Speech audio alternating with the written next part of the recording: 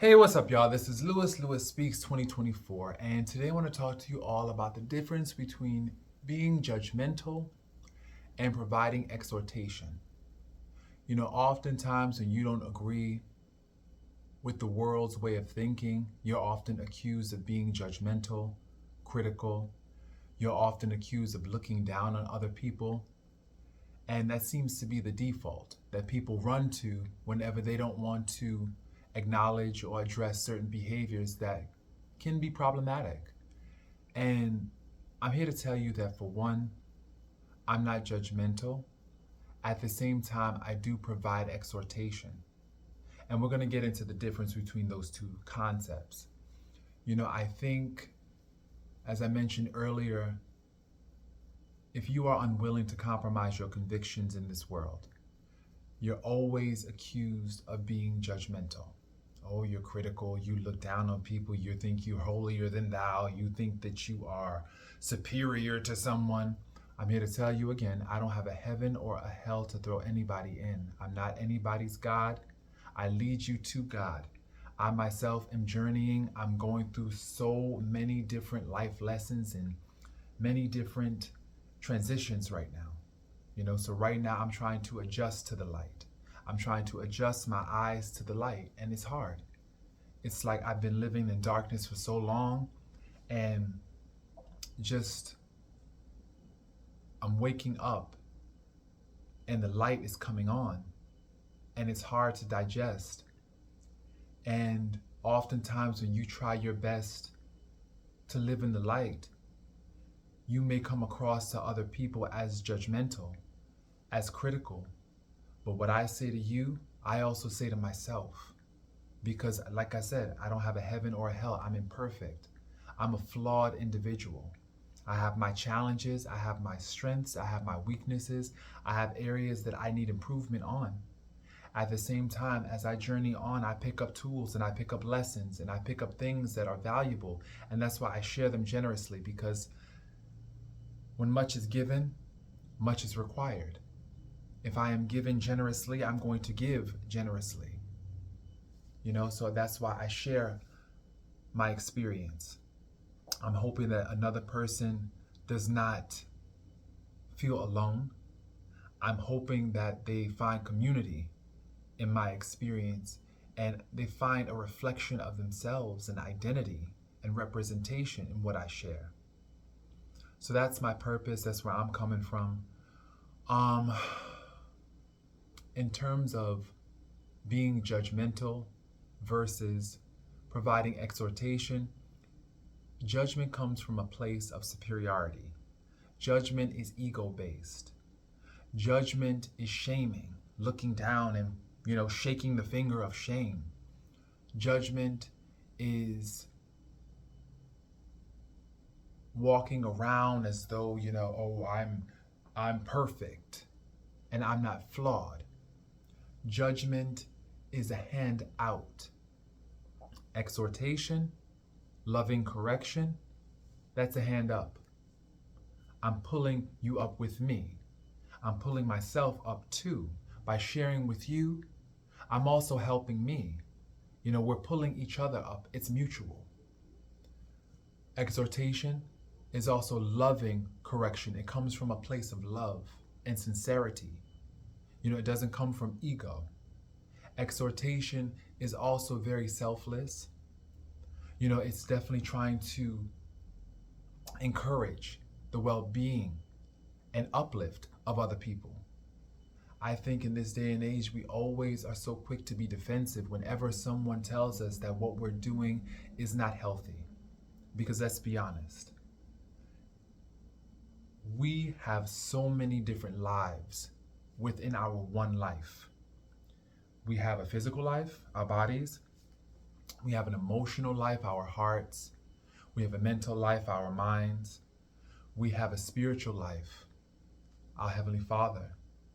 We have so many different lives within our one life. And so we have to ask ourselves,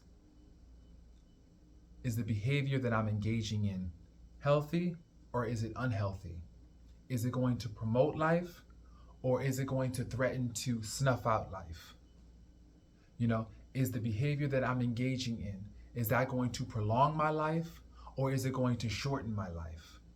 You know, so a lot of the behaviors that we tend to engage in can be healthy, but also there are some behaviors that we engage in that are unhealthy. And so we have to begin to take accountability and ownership for that. And that's hard. A lot of people get defensive. They want to buck up and challenge and get angry whenever you exhort and you encourage. And that's a natural response. Truth be told, I don't take it personally. I realize that yes, this is part of the change process. You're going to get frustrated. I know you're going to get frustrated. You're going to try to find an out. You're going to try to find a loophole. You know, when it comes to behavior change, we always are looking for an escape hatch. We're looking for a way to avoid accountability. We're looking for a way to continue the behaviors that are familiar. It's part of our comfort zone. That's human nature, to live in a comfort zone. And anyone trying to take us out of that comfort zone with loving correction, it's going to be met with opposition. You're going to be met with frustration. That's natural, because change in and of itself is a very, very difficult process. It's a very, very challenging process. And when someone's asking you to change, especially a behavior that has lived with you for a very, very long time, an enduring pattern of behavior, oh my goodness, that's hard. That is incredibly difficult. But the thing about it is how is this behavior working for you? Is it serving your long-term purpose? Is it in alignment with the end game? You see yourself over here. You see yourself in this way. How is the behavior aligning and matching and corresponding with where you see yourself? A lot of times it creates this dissonance. You know, you're not really comfortable with where you are versus where you want to be. And that's that tension, that's that dissonance, that's that, you know, that feeling of discomfort that's challenging you and inviting you to consider a behavior change. And that right there is so uncomfortable. So I get it. I don't take it personal. When people accuse me of being judgmental, I realize that that's just a manifestation of many things. It could be a manifestation of their guilty conscience. It could be a manifestation of their frustration with the change process. You know, there's so many manifestations that happen as a result of asking people to reflect on how their behaviors might be interfering with their goals. That's understandable. That's a natural stance, you know, and a natural consequence of behavior change. You're gonna feel discomfort. You're gonna get angry. You're gonna get mad. Sometimes you get mad at yourself. And a lot of times people project that onto other people. They get angry with themselves and they suffer from a guilty conscience. And so they project that onto other people and say, you're judgmental, or you're critical, you're this, you're that, you're this, you're looking down on me. Not looking down on you. I'm just calling you and inviting you to come up with me and come up with God and come up with us all, you know? Come up. It's time to come up from the drowning, because that's what we're doing. We're drowning in these beliefs. You know, Proverbs 14:12, I love that scripture, you know? It states, and I'm just paraphrasing, there exists a way that seems right to a man, but in the end leads to death. We oftentimes think that how we're living is the right way, but oftentimes this is a way that leads to our destruction, our demise, our unhappiness. You know, I want to call people up. I want to call myself up. Right now, I'm dialing myself up. I'm calling on myself to make a change, to try harder, to do something different, because what I've been doing has not been working for me, but it's familiar. It's what I know. And sometimes you can get stuck in a familiar kind of grief. Sometimes you can get stuck in a familiar kind of suffering to the point where you don't want to make a change.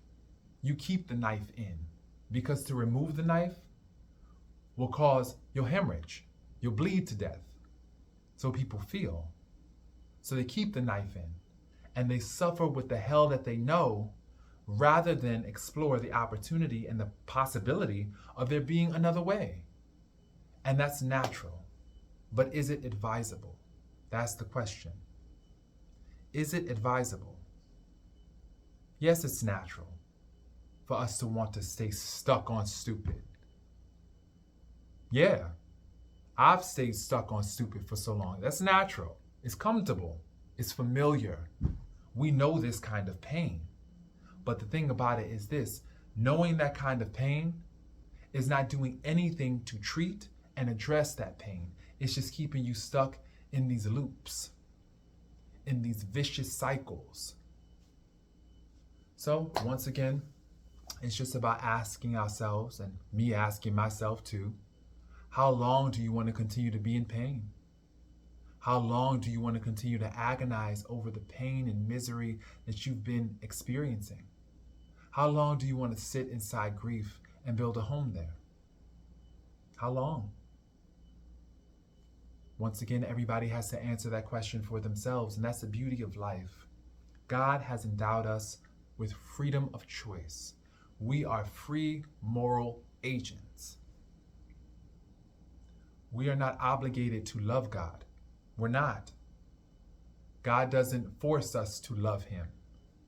He invites us to the table, and we get to choose whether or not we want to RSVP. If you want to attend, you are more than invited. If you don't, and you want to continue to live how you want to live, okay, that's fine. You live how you want to live, but like I said, for every choice, there is a consequence. And we have to recognize that for every choice, there is a consequence. And sometimes we don't like the consequences of the choices that we make. But sometimes those consequences are what's calling us to make a different choice. That's not judgment. That's truth. So I hope this video was helpful. Definitely exhort. Continue to exhort. Continue to provide loving correction. Continue to encourage the uplift of other people. Because sometimes remaining silent while someone is engaging in a behavior that will shorten their life is not doing that person a service. You're not helping that person. If anything, you're co-signing their tombstone. You're co-signing their epithet. You know, you want to love people. And sometimes love requires you to have difficult conversations with people. You gotta be willing to have those difficult conversations. And they may curse you, go upside you one way and down the next. That's what might happen. But at the same time, hopefully when they gain awareness, when they look back, they'll be like, this was a person that actually cared about me. This was a person who loved me enough to risk our friendship, to risk me getting angry at them in order to save my life. Now that's love. So I hope this video was helpful, y'all. Thank you so much for listening. Peace.